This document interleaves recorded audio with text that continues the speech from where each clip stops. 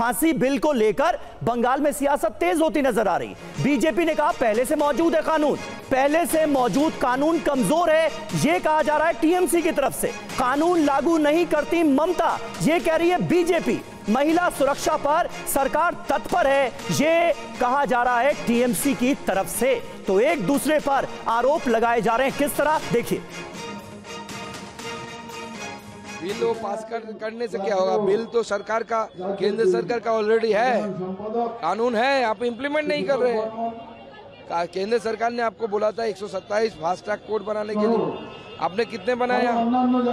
20 POCSO code बनाने के लिए बनाया था, बोला था, पैसा भी दिया था, कितना बनाया? कितने कंटिन्यू कर पाए आप?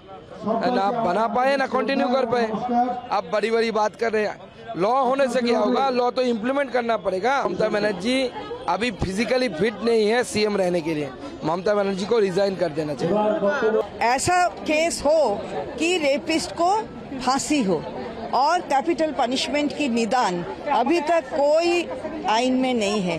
जो भी लॉ इन्फोर्स है हमारे भारतवर्ष में, वहाँ रेपिस्ट के लिए कैपिटल पनिशमेंट का ये प्रोविजन नहीं है। तो हम लोग ये प्रोविजन लाने के लिए मांग कर रहे हैं और हमारी सरकार की ओर से एक स्पेशल सेशन बुलाया गया है। तो आपने सुना कि इस कानून को लेकर, यानी कानून में बलात्कारियों के लिए फांसी के सजा का प्रावधान करने को लेकर भी जानकारों की राय फिलहाल बटी हुई नजर आ रही है। इसलिए सवाल यह उठ रहा है कि फांसी कानून राज्य सरकार नहीं बना सकती क्या? यह जानते हुए भी ऐसा ऐलान क्यों किया गया है? क्या रेप के लिए फांसी वाला ऐलान ममता का सियासी दांव है, जैसा बीजेपी आरोप लगा रही? क्या ममता ने रेप पर फांसी के ऐलान से ध्यान भटकाने की कोशिश की? क्या वारदात के खिलाफ आक्रोश कम करने की वजह से यह ऐलान किया गया है? ये अपने आप में एक बड़ा सवाल है। विवेक श्रीवास्तव जी हमारे साथ मौजूद हैं, लेफ्ट के नेता हैं। विवेक जी, क्या नजर आता है आपको? क्या इस मामले में, जैसा राधिका कह रही थी, कि असल मुद्दे से ध्यान भटकाने की ये कोशिश है, या फिर आपको लग रहा है कि स्थितियां, परिस्थितियां ऐसी हो चुकी हैं पश्चिम बंगाल के अंदर कि बलात्कारियों को फांसी की सजा हो, 10 दिन के अंदर अंदर हो, यह सुनिश्चित किया जाना, कानून का वो डंडा बहुत ज्यादा जरूरी हो गया है स्टेट में?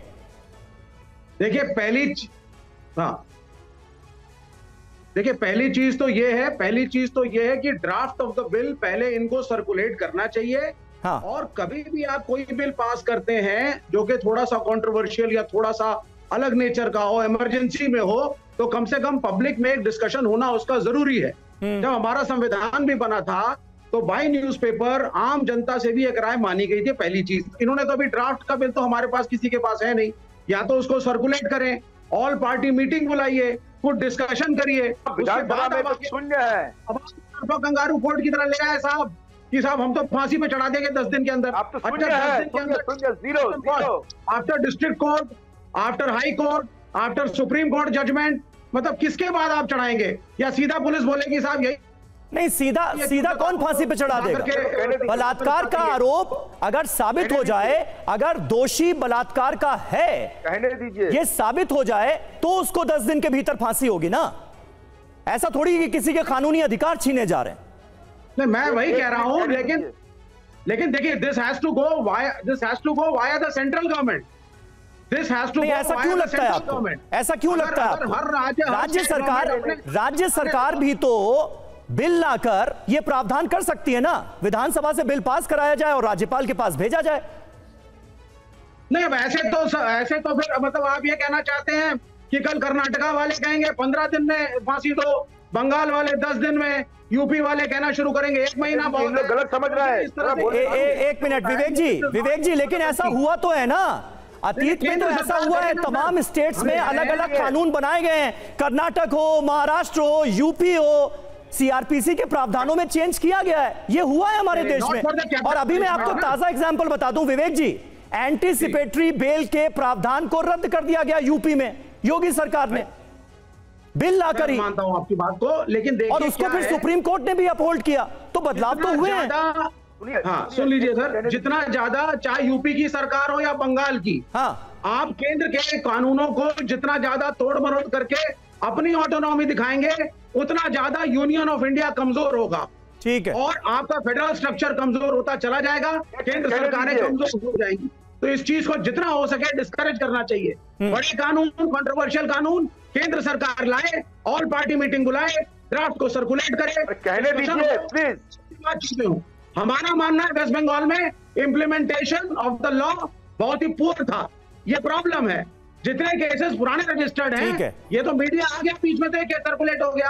अगर मीडिया नहीं आया होता थोड़ा तो कहने यहाँ भी नहीं तो छोड़ना पड़ेगा। कहने दीजिए, बोल रहा हूँ, बोल नहीं रहे थे। ठीक है, एक मिनट विवेक भास्कर दा, क्या दिक्कत है? क्या आप बार-बार बोलने की कोशिश क्या कर रहे हैं? पूरा बोलने दीजिए, सुनिए। बोलिए, जल्दी से बोलिए। हाँ, कामदुनी घटना में लोअर कोर्ट में फांसी का ऑर्डर दिया था, हाई कोर्ट में जाके इन लोग लाइफ इंप्रिजनमेंट कर दिए। तो हम लोग चाहते हैं फांसी का ऑर्डर हो जाने का बाद 10 दिन के अंदर ये इंप्लीमेंट हो जाए, क्योंकि आप देखिएगा कानून में अब हाई कोर्ट, सुप्रीम कोर्ट करके ये फांसी का ऑर्डर हो जाने का बाद, लोअर कोर्ट से फांसी का ऑर्डर हो जाने का बाद भी देखा जाता है फांसी होता नहीं है। बलात्कारियों को कल वाराणसी मंदिर में 18 महीने की एक नाबालिगा, 18 महीने की बच्ची का बलात्कार हुआ है। इसीलिए क्या होता है, कानून डेट पर डेट कानून में क्या हाई कोर्ट और सुप्रीम कोर्ट। अरे भाई, इसीलिए मैंने कहा कि इंडिविजुअल केसेस का जिक्र मत कीजिए। हर जगह घटनाएं हो रही हैं देश को शर्मसार करने वाली। लेकिन दिक्कत यह है भास्कर दा कि आप यूपी का जिक्र करेंगे और राधिका जो है वो बंगाल का जिक्र करेंगी।